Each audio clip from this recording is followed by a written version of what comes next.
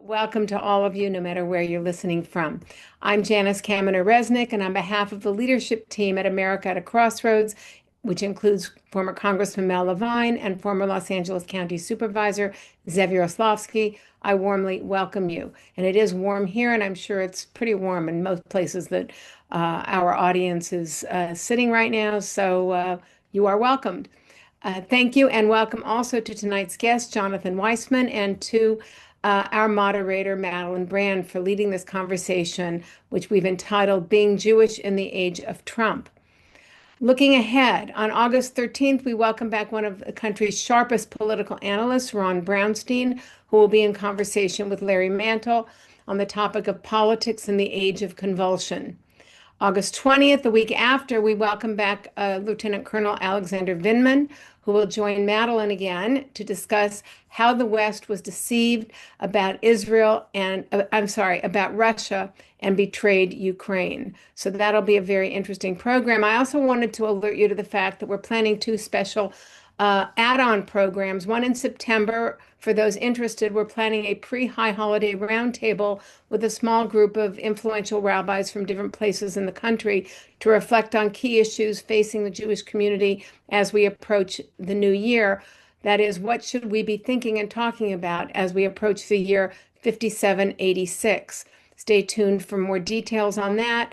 And in October, we're going to be hosting a 90-minute deep dive with an impressive panel on the masked men of ICE and the frightening and chilling raids that began in LA and intensified here this week, but they are now spreading across across the country into select cities. And we feel it's very critical that our audience be fully apprised, even if it's not happening in your city. We need to be informed and aware of the tactics being used and the strategies being implemented. Stay tuned for more details. And remember, all of our programs are available to watch later via podcast or on YouTube. The links are all in every email we send. And finally, as always, thank you for your financial support in amounts large and small. We really value your loyalty and your support as a great audience. Now, without further ado, please welcome tonight's outstanding moderator, Madeleine Brand. Madeleine is a beloved, award-winning NPR host and producer. She's a treasure in the world of broadcast journalism, and we are so fortunate to have her on our America at a Crossroads team. Madeleine, the show is now yours. Thank you so much. Janice, thank you so much for having me back. It's great to be back with you all again. And it's my pleasure to welcome Jonathan Weisman, who is a politics and an editor as well for the New York Times. He's based in Chicago and he covers political campaigns. And previously, he worked at the Wall Street Journal, the Washington Post, USA Today. He's author of a novel, Number 4 Imperial Lane. Maybe we'll get to that. I don't know. And more importantly, for our discussion, the nonfiction book, Semitism, Being Jewish in America in the Age of Trump. Jonathan, welcome to America at a Crossroads. I'm so glad to be here. The topic is so topical. It is so topical. It's never not topical, it seems, but even more so today. So you published your book, what seems like a lifetime ago. That was what, in 2018, during the first Trump administration? Yes, during the first Trump administration, when things seemed so simple. Which I know, it also seems like a lifetime ago. So, obviously pre-COVID, pre-October 7th, pre the war in Gaza. And so, how are you thinking about how all of this has changed for American Jews now? Also, the second Trump administration, as we all know, is a lot different. And we can talk about this in depth, but has really centered rhetorically anti-Semitism. Well, let's talk about the origins of the book. I mean, the book was kind of born out of my experience as a journalist during the 2016 campaign and the first couple of years of the Trump administration. At that time, during the 2016 campaign, I was a political editor. I was writing some for opinion, and I got into the crosshairs of this kind of Trumpist anti-Semitic rabble. It was very organized, and if you look on the cover of my book here, I'll bring it up here. The reason I have those three parentheses around the word Semitism is because there was an organized effort equipped with technology to identify Jews, especially Jewish journalists, to just swarm online. And I was one of the most swarmed journalists. I would just be attacked all the time. It What was, would they say to you? it How, was like sending me pictures of my face superimposed over a Holocaust image of somebody in a concentration camp, or somebody kneeling over in front of his grave with a Nazi gunman behind him shooting his brains out, things like that. A lot of Trump rhetoric. I remember, there was one image that was sent to me often of Trump in Nazi garb pressing the button on a gas chamber, or "Make America Great" symbol leading into Auschwitz. And I was not the only journalist being attacked this way. The Anti-Defamation League at the time was tracking this. The numbers were huge. I mean, thousands and thousands of online attacks. And I decided to write about the rise of the alt-right that was coming in under the guise of the Make America Great Again movement, the MAGA movement. And at that time, the issue was always about right-wing anti-Semitism and right-wing intolerance. I mean, and I talked in the book a lot about how anti-Semitism and racism and homophobia and Islamophobia, all these things are very much connected. And as I said, it was a simpler time. The book was finished just after the bloody march by anti-Semites in Charlottesville, Virginia. It came out just months before the right-wing racist anti-Semitic shooting that was the largest shedding of Jewish blood in American history in Pittsburgh. And it seemed that the focus of everybody would be on right-wing anti-Semitism. In the book, I did pay some attention to the rise of kind of the pro-Palestinian, anti-Zionist strain of anti-Semitism in Europe, but it really wasn't much present in the United States yet. And that's where the complexity arises, because Jews now have it coming from both sides, from all sides,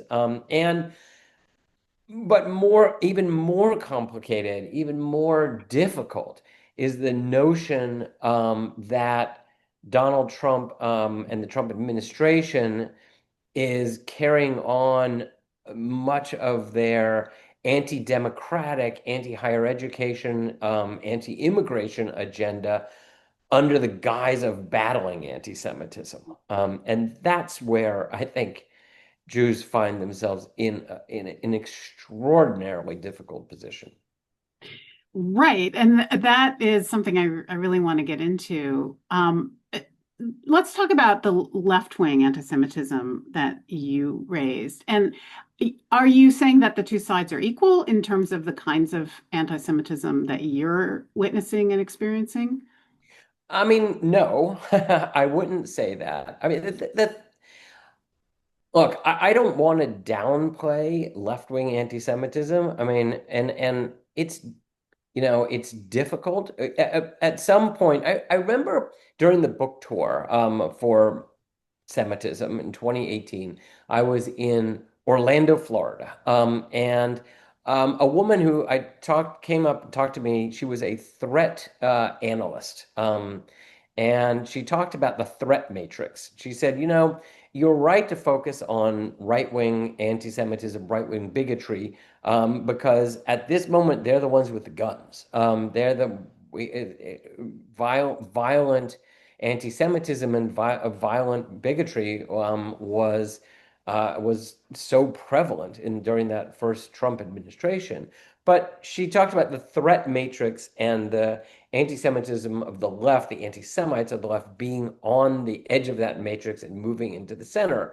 And obviously, since the murder of the two embassy workers in Washington, D.C., since the attack, the firebombing attack on pro-Israel marchers who were just seeking attention to hostages in Israel by a man in Colorado.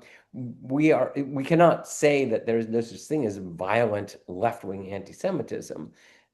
The complexity is calling it the left. I mean, is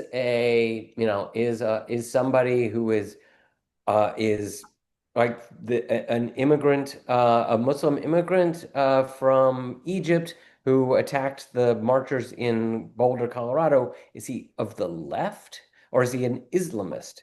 Is the man who attacked the two embassy workers, who killed two embassy workers, is he of the left? Is he an anarchist? It's very difficult to slot these things into a simple left-right continuum. Yeah, exactly. When it comes to these extreme violent attacks. But what about the sort of casual online attacks that you were a victim of during the first Trump administration, or that many students have been Mhm. involved in this current administration, or just before in the Biden administration, right after the war began in Gaza? And I guess I'm just trying to place where you think the real problem is, if it's like equally bad on both sides, or is it at least when it comes to propaganda and rhetoric and all that on one side more than the other, or how are you Mhm. seeing it? It's really difficult to rank to rank hatred. Yeah. And I think that to some Jewish students on university campuses, they would certainly say that their discomfort um, is rises primarily or actually solely from the anti-Israel left. Now, I am careful here because I believe that we need to separate political speech, even if it's political speech that you find loathsome, from bigotry. So, look, if you hate the existence of Israel, if you think that Zionism as a belief structure is wrong, I don't necessarily think that you're a bigot. There can be bigoted anti-Zionism, but Zionism was a political movement. It is still a political movement. So anti-Zionism is political as well. And political speech has to be protected in a democracy, whether you find it loathsome or not. So unlike, say, Jonathan Greenblatt, the head of the Anti-Defamation League, I would never say that all anti-Zionism is anti-Semitism. I just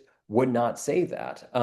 And in Los Angeles, where you are right now, Jonathan Jacoby is a wonderful guy. He runs a project called in out of Los Angeles. Is trying to find a definition of anti-Semitism that allows for political debate. And I fear that so much of the conversation right now is suppressing any kind of political debate over what Israel is doing, what Israel represents, and I don't think we can be that repressive on politics.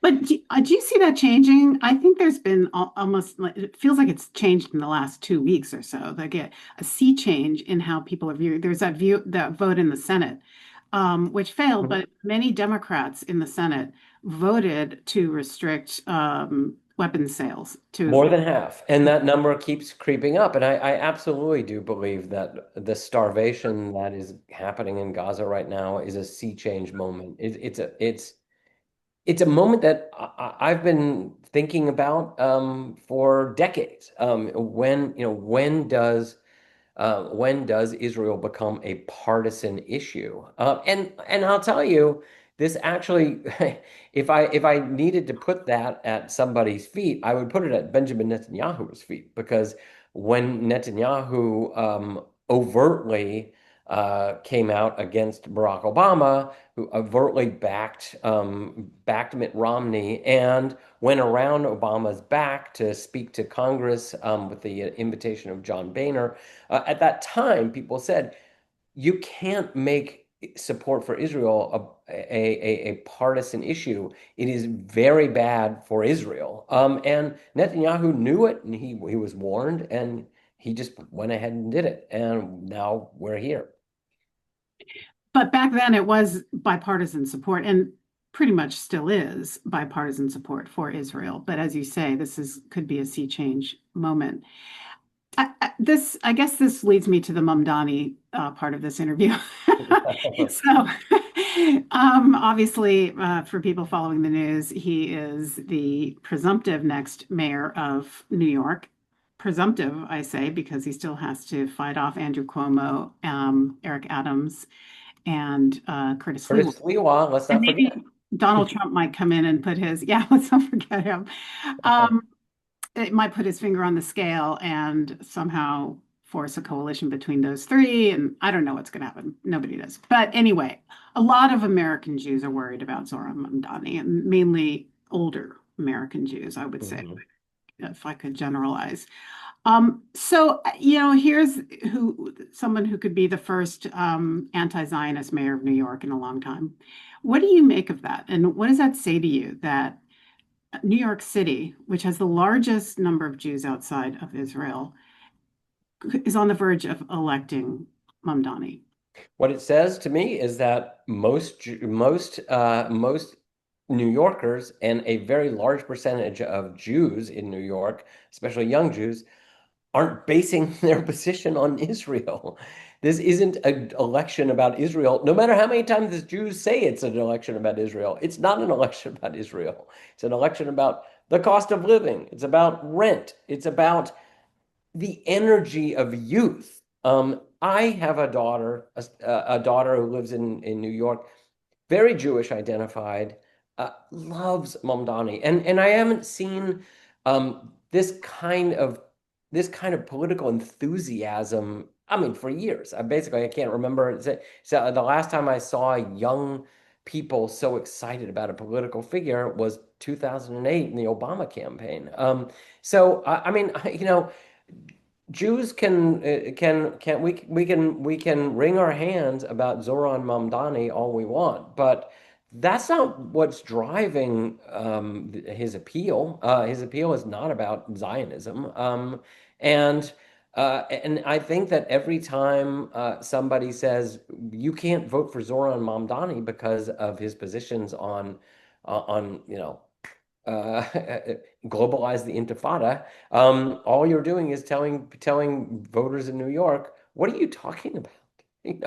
What issue are you, what is, you're showing yourself to not be in touch with the struggles of so many young people, so many immigrant people, so many Doesn't that working say class. something in and of itself that it's not an issue? Because it used to be an issue, right? I mean, you have to. Well, it was an issue. I think it was. I think it was an issue when the other issues weren't such big issues.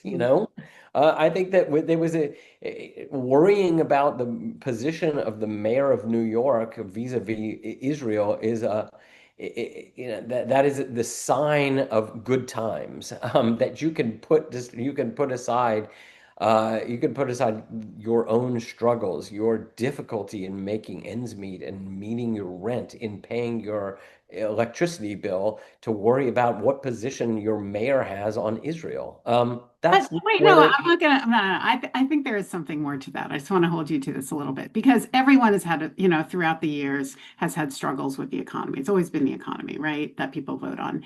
It's just this idea that people are afraid that this symbolizes maybe a waning lack of political power amongst American Jews, or the fact that there is Israel is not of prime interest to the majority of the voters, it appears in. I don't think it's of most interest to the majority of Jews in Israel in New York. I Yeah. mean, Mamdani won a plurality of Jewish votes. So let's not forget where exactly his Mainly younger though, right? of course, the generational divide right now in the Jewish community over Israel and Palestine is the gulf is vast and extremely dangerous. I was at the screening of a documentary called Sabbath Queen. I don't know if you've ever heard of it, but it's about it's a great documentary. It's about the son of a long line of Orthodox rabbis. He's born in Israel. The expectation is that he's going to be an Orthodox rabbi, but he's gay. He comes out as gay as a teenager. He's ostracized in Israel. He moves to New York, and he lives the life of a young gay man in New York. But he is also called to Judaism, and he becomes a very progressive rabbi, then a conservative rabbi. But he's still, he's struggling with his identity. And at that time, the biggest issue that he had to confront was intermarriage. That intermarriage was slowly bleeding the younger generations of Jews and leaving Judaism to Orthodoxy in New York. But I remember talking to him after that rabbi afterwards, and I said, if intermarriage was the slow bleeding of younger Jews from Judaism, Israel right now is the fast lopping off of the limb. Because I have two daughters, two stepdaughters, all Jewish identified, all extremely close. We talk about Israel all the time, and their positions started off. That some of them started off extremely anti-Israel, some of them started off very pro-Israel. But man, the place where young Jews are right now, um, I think older Jews have to recognize uh, what a moment we are in. I mean, if you talk about existential crises, what's happening in Israel right now is an existential crisis for American Jewry. How do your daughters view the word Zionism? At one point, I would say three of the four would have probably said that they were Zionists. At this point, zero of the four would say they are Zionist. And what do they mean by that? What they think is that Jews should make, the Pittsburgh Declaration of Reform Judaism in the United States in, I think, 1880 was that the United States is the new Zion, and that we have to stop praying to Jerusalem. We have to stop saying next year in Jerusalem, that our future is in the United States, and the United States must be made safe and kept safe for Judaism, and the Jews. And my four daughters would all say, yeah, why don't we'll go back to that. That the United States, that American Judaism is just fundamentally different now from Israeli Judaism, and they don't recognize the connection. And I'm not advocating this, but I'm just recognizing it. I know it's there. But what about the existence of the state of Israel and of the 7 or 8 million Jews that are there? What What if, would they say? hmm. I mean, look, I don't think that, I don't think that, my daughters are all in their 20s, and all are just either two are just out of college, two have been out of college for some time. I'm not sure that they have spent a lot of time thinking about the two-state solution versus the one-state solution. Although I've talked their ear off about the Canton solution, but I'm not sure that they're spending a lot of time with that. I mean, obviously, look, I have family. They have family in Israel. Nobody wants them to be wiped off the face of the earth. But when Zoran Mamdani said, I recognize a democratic state with equal rights in the land that is Israel and Palestine, he basically summed up what a lot of young Jews believe too. Yeah. So I guess I'm wondering, you say you don't agree with Jonathan Greenblatt and his equivalence of Zionism, anti-Zionism and anti-Semitism. So I'm wondering if it's actually dangerous to equate the two at this moment when there are so many people who are anti-Israel to link Jewish identity here in the United States to Israeli identity. I mean, do I think it's dangerous? No, I think that this is a political position. It is a political position to say that anti-Zionism is anti-Semitism. You're allowed to believe that. If that's what you believe, mazel tov. And Jonathan Greenblatt and I've had lengthy arguments about this, and I've always said, look, if if a Tibetan if a Tibetan said, I wish the Han Chinese had never come into Tibet, would you say that Tibetan is a bigot against the Han Chinese, or is he saying, I wish the Han Chinese had not come to the United come into Tibet? Now he would say that's so unfair because the Han Chinese are not did not, live in Tibet for thousands of centuries. But in fact, the Han Chinese would say they have. So, these are, but I do like, I take your point that, and that there is a danger here. And I would say that the danger is the survival of liberal Judaism, of Reform Judaism as we understand it in the United States. Because if our generation, make it incumbent, make it deep, make belief in Israel and Zionism an integral part of Judaism, my fear is that we are driving Gen Z out of Judaism. And that is my fear. Not that there's going to be violence or whatnot. I just think we have to be flexible with every successive generation of Jews if we want Judaism to persevere. But there's a difference between Judaism, as we've been talking about, and Israel. And so the idea that if you then extrapolate that into lawmakers, a generation down the road, Mhm. who are of this generation, then the apocalyptic thinking goes, what does that mean for supporting Israel militarily when they live in this neighborhood of enemies? Well, first, I would say that first of all, I would say that if I'm Jonathan Greenblatt and not Jonathan Weisman, I would say, in fact, there is no difference between Zionism and Judaism. That the belief in the Jewish homeland, in the belief that we should strive toward that homeland, is absolutely fundamental to the religion of Judaism and to the people of Israel. So I don't. That is actually a controversial notion that there is a separation between Judaism and Israel. Many people say there is no separation. I'm saying that my children certainly believe there is, and that if I want them to maintain their Jewish identity, I'm going to have to respect that. But I mean. I don't know. This is look. This is an extremely tough situation. I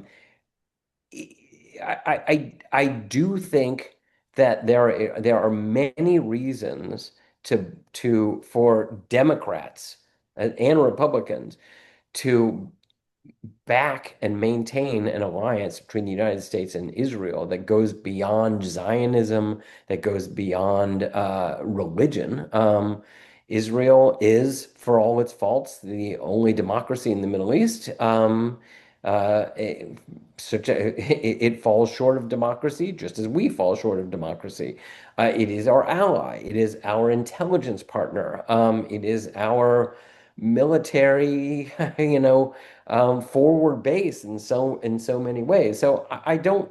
I think there are strong arguments to be made for Democrats to continue to back Israel. But I also think that Democrats should feel absolutely free, and Republicans should feel absolutely free to criticize their ally, and to try to pressure their ally. If Israel would like military and financial aid from the United States, there are going to be strings attached. And the notion that American politicians should not demand anything of the ally that's using $5 billion of aid every year, it's ridiculous. We wouldn't say that about any other country.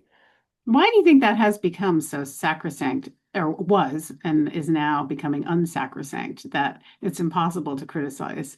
It has been until, I don't I know, the think last few I months. think I think it is the power of Israeli politics and politicians. I think a lot of it has to do not with the power of Jews in the United States, but the power of evangelical Christians.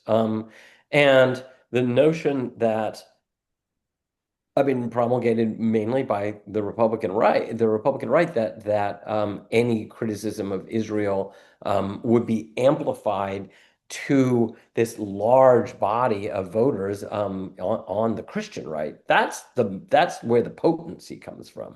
I mean, Jewish voters. I mean, obviously, politicians still court Jewish voters, but the raw numbers, that's not on the Jewish side. So, as a Zionist who also is appalled by what Netanyahu is doing, as many people on this call are, and just do not like at all what is happening in Gaza and want the war to end, where do they go? Where's their home politically? This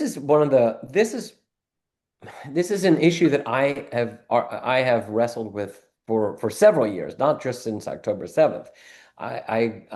We before we moved to Chicago, we lived in Washington, D.C.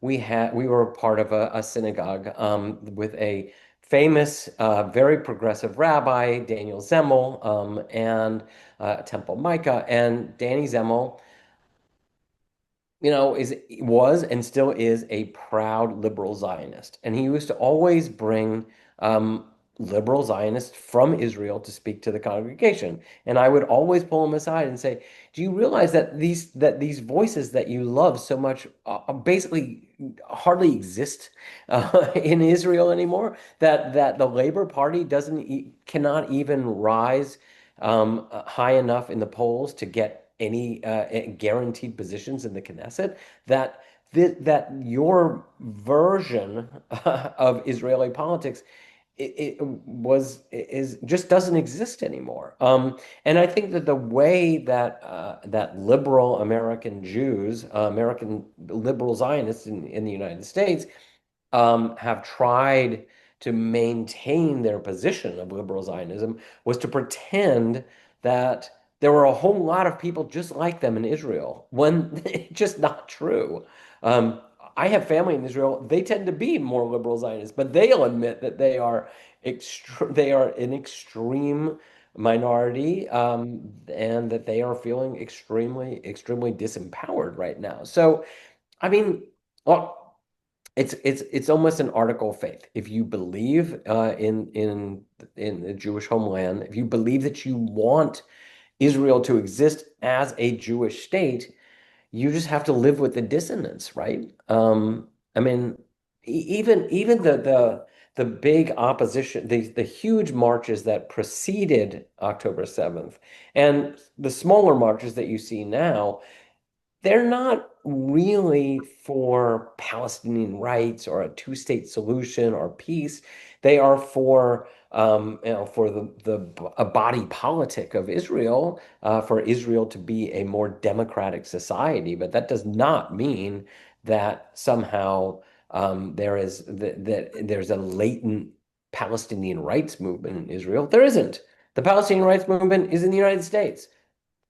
Go for it. Why not? Okay, I just want to remind people to put their questions, if they have them, for Jonathan in the chat. And I want to go to another related topic, and that is the campus funding situation.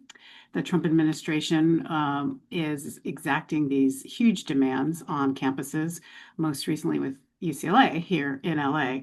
Uh, Mhm. Something like $600 million of science grants now frozen. Be in the name of fighting anti-Semitism. Fighting anti-Semitism. So, we are losing ALS research because of in the name of fighting anti-Semitism. We are draining the physics departments of Northwestern University in the name of fighting anti-Semitism. Both part of math here in Los Angeles has lost its funding. So yeah, it's Yeah. everywhere, and people are befuddled as to what the link is. What do you think is really going on here? Look, as somebody once said, Donald Trump hates left-wing anti-Semitism not because it's anti-Semitic, but because it's left-wing. And I mean, I think that this is one area. This is an area that American Jews and American Jewish organizations should be much, much more vocal about.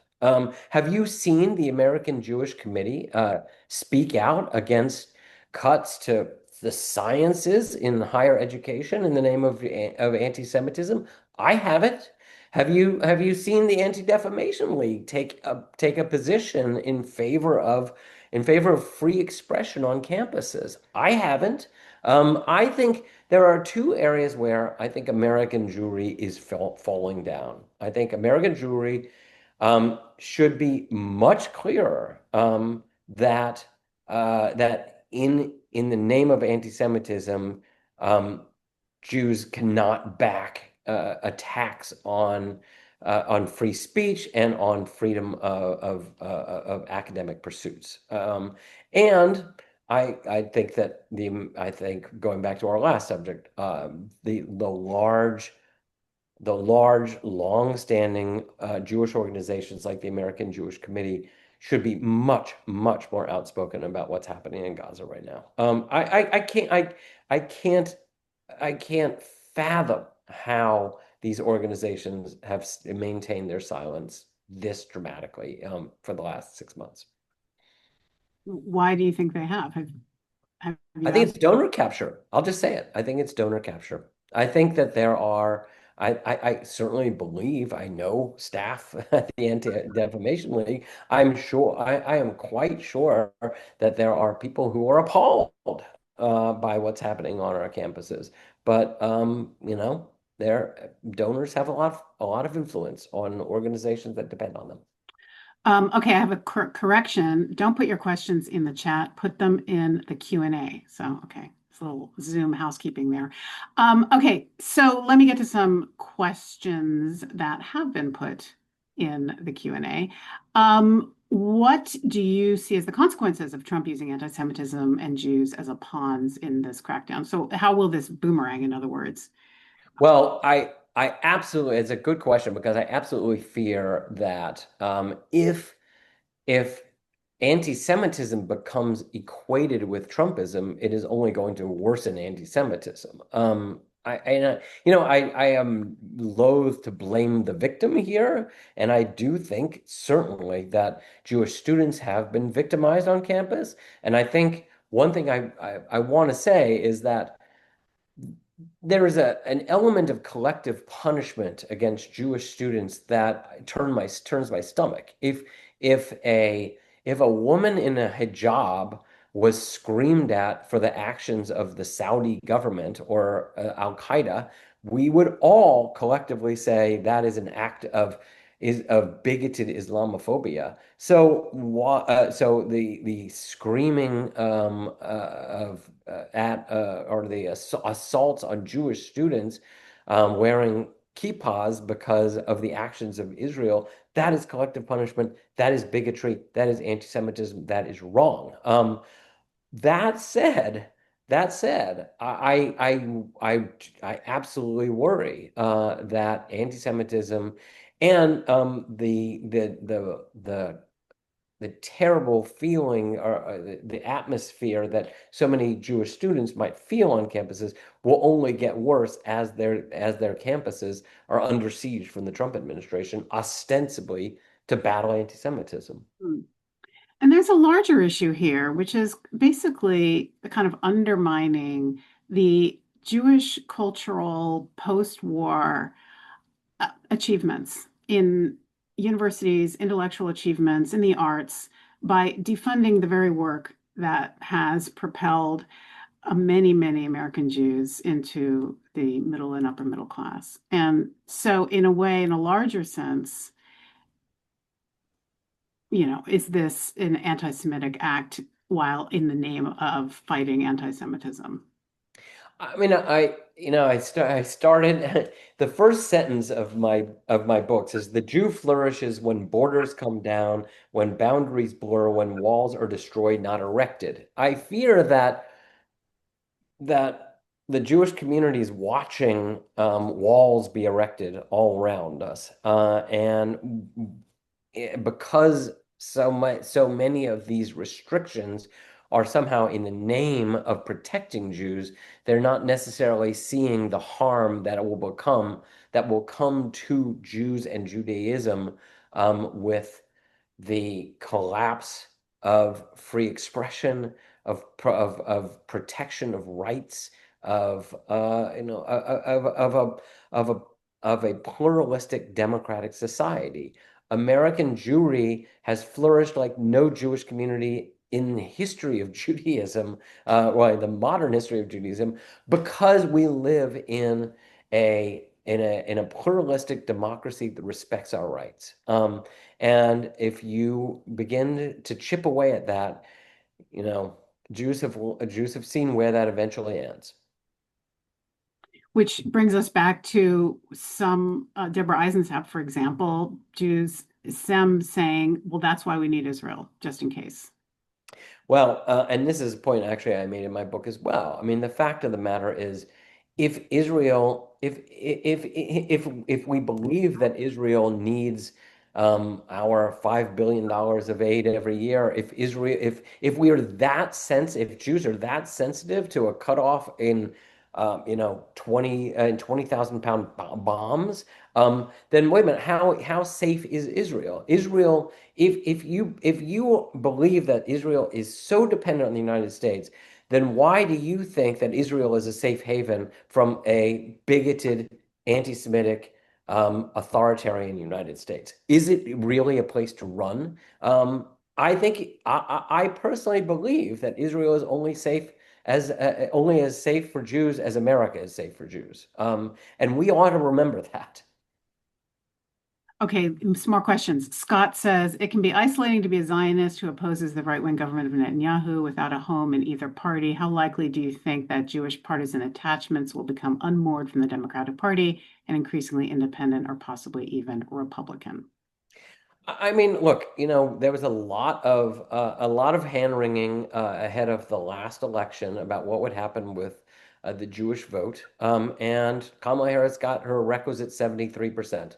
It bounces around. I think there was the high water mark of Obama in 2008 got like 70.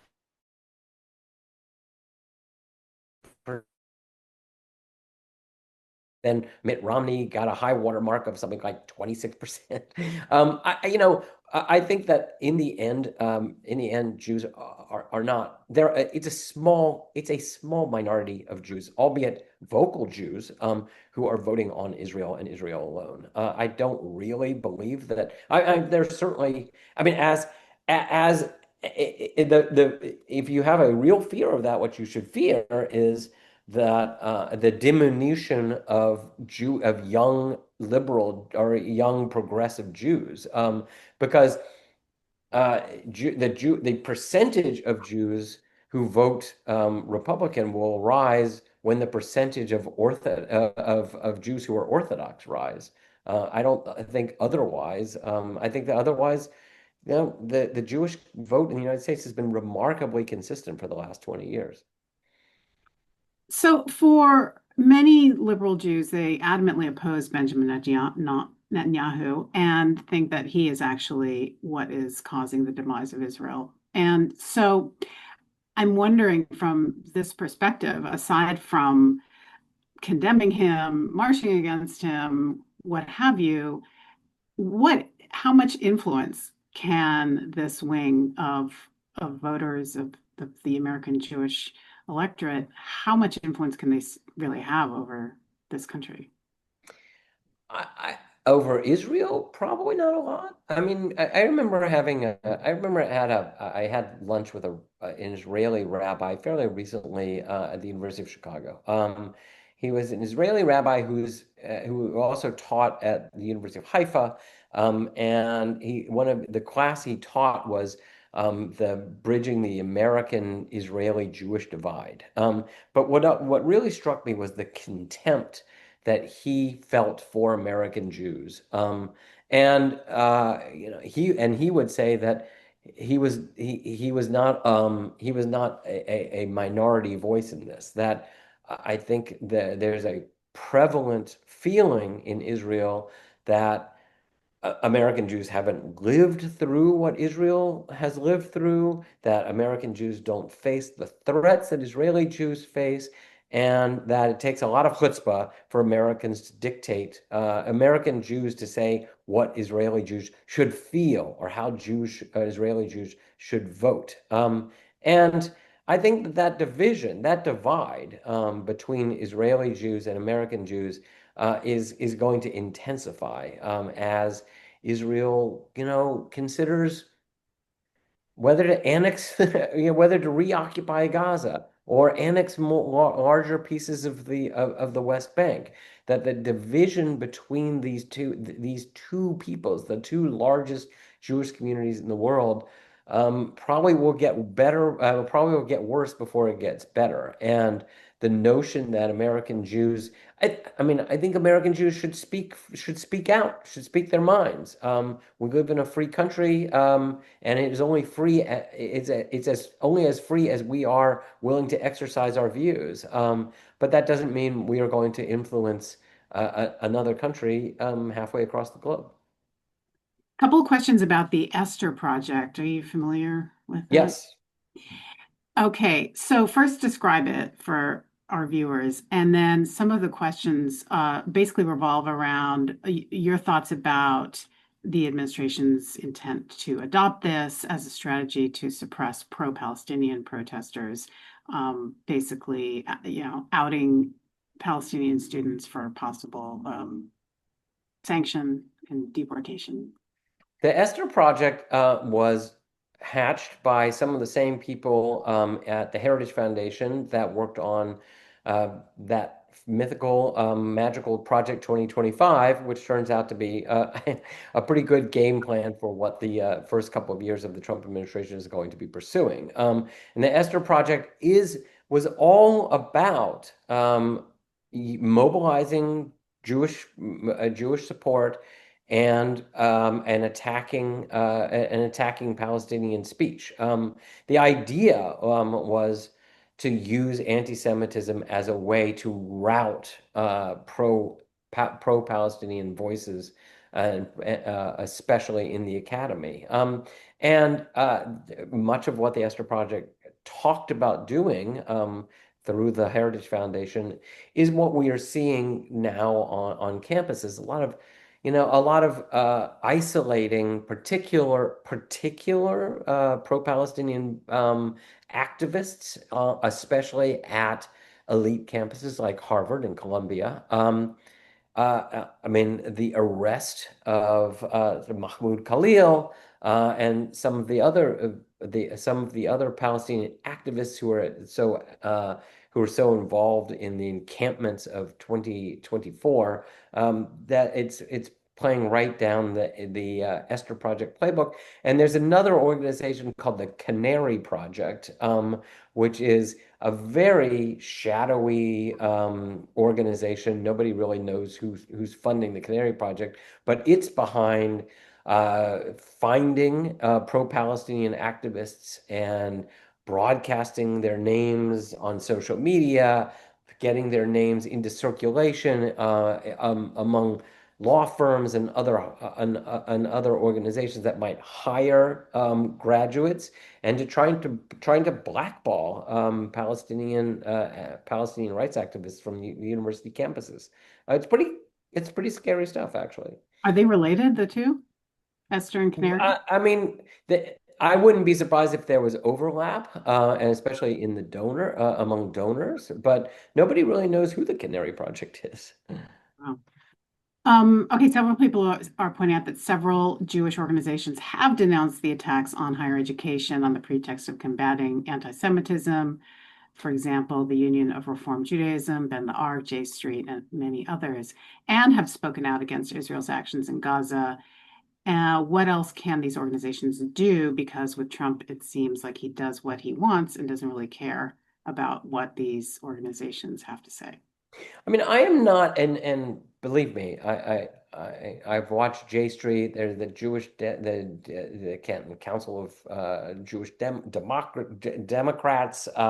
There are other Ben the Ark. There are lots of left-wing progressive Jewish organizations that have very much spoken out. But that's the ones that I am talking about are the ones that think of themselves as nonpartisan. The American Jewish Committee, the National Council of Presidents of Jewish Organizations, the American Jewish Congress, the Anti-Defamation League, organizations that might be able to bend the ear of Republicans and some very pro-Jewish Democrats.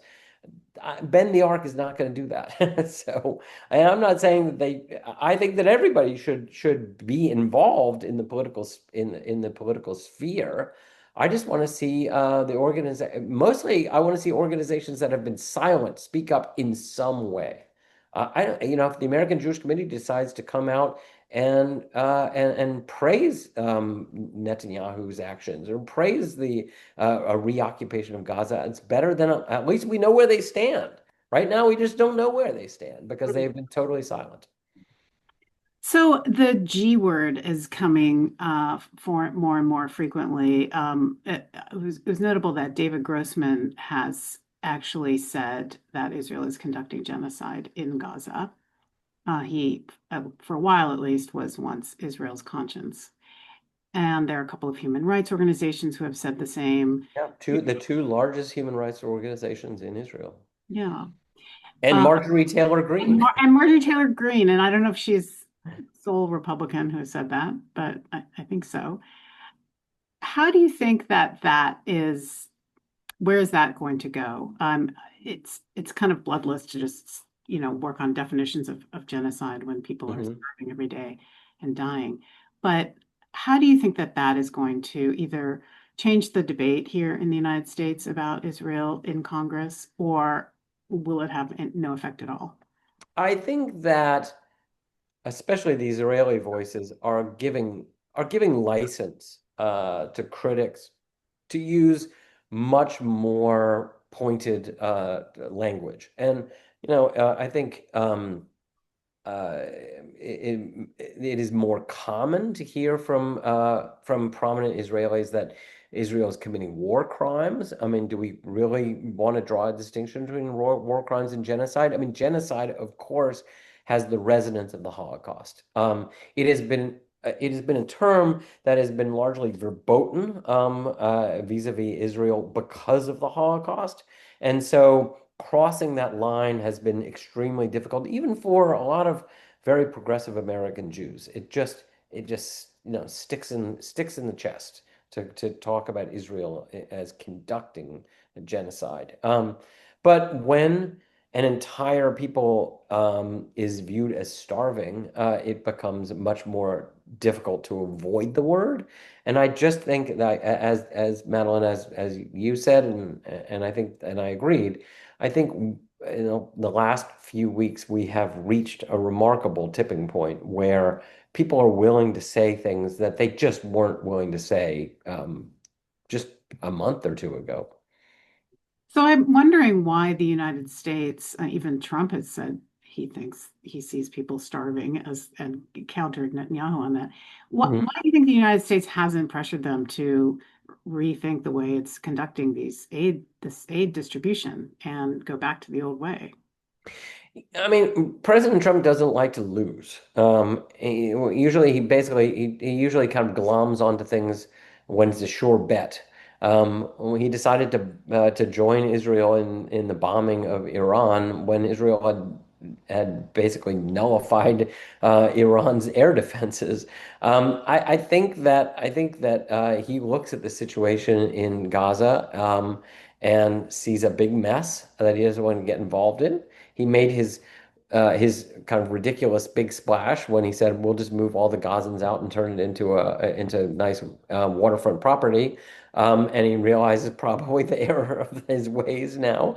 And I just don't think that he wants it isn't costing him. It isn't costing him to stay silent here. Because remember, he might have the backing of some pro-Israel Jews and right-wing Jews, but the much more salient part of the MAGA coalition is the Christian right, and that's what he doesn't want to alienate. Hmm. So, a couple questions about the hostages that we haven't really addressed that this in this conversation, and I Bernard asked, "What do you think Israel should do to get the hostages back and prevent Hamas from ruling Gaza?" Not necessarily a topic of this conversation, foreign policy, but or Israel's foreign policy, but anyway, I don't know if you have thoughts on that. I mean, the problem, the difficulty of talking about the hostages is where the hostage families are. The hostage families are extremely divided, and some of the most prominent voices in Israel for a ceasefire and a lasting ceasefire are those with family being held as hostages. They see the only way to get their children out is for a ceasefire. So Israel, if there was an easy way to get the hostages out, they would have been gotten out. And I mean, I feel like I feel like the reoccupation of Israel, of Gaza with an Israeli military force is almost a death sentence for the remaining hostages because one of the most disheartening sights that I can think of in my life was when the hostages that were released with the swarms of Hamas fighters in their masks with their guns. And you thought, my gosh, we thought that Israel had obliterated these people and they just crawled out of their hidey holes and were posing with their hostages. And you had this sense like, what is there to be done? I mean, anybody who thinks there's an easy solution is not watching very closely. Hmm. Yeah. So I guess just to wrap it up, here's a final question, which I think is a great way to wrap it up from someone named Israel. Do you think it's fair to blame Israel as a country for the bad actions of Netanyahu? Should we be distinguishing between Israel, the country, and its errant current leadership? I mean, he was It's an important question for Americans of all stripes. Should we be blamed for our government as well? I mean, I think that we would like to think that there is a separation between the government and the people. And of course, and I don't clearly don't believe that everybody in Israel loves Netanyahu. Netanyahu's support kind of ebbs and flows. He's a remarkable political strategist, and he is a survivor like I don't think we've ever seen. After the war in with Iran. He was suddenly very popular, but that was just a few weeks ago, and now he's unpopular. Um, but I would never bet against him in an election. No, of course, I do not think that all Israelis are responsible for Netanyahu, and Israel and Netanyahu are not one and the same. I will say this, I'll bring back the younger generation of Jews. Um, so, people of my age, for most of the viewers, they can remember a dynamic Israeli democracy that went between Likud and Labor. That suddenly Ehud Olmert from a centrist party is the prime minister. Um, my children, all they remember is Netanyahu. All they remember is a very intolerant Likud government, and that's what they equate Israel with, rightly or wrongly. And I think we would all like to see a little more dynamism in Israel as we defend Israeli democracy. All right, a great note to end on. Jonathan, thank you so much. It was great talking to you. Thank you, Madeline. Thank you for everyone's questions. They were fascinating and probing, and I enjoyed myself tremendously. Oh, we'll do it again sometime. Thank you. All right, and come back, the rest of you, next week when Ron Brownstein and Larry Mantle will be here to talk about politics in the age of convulsion. And I'll see you the week after that. So bye for now.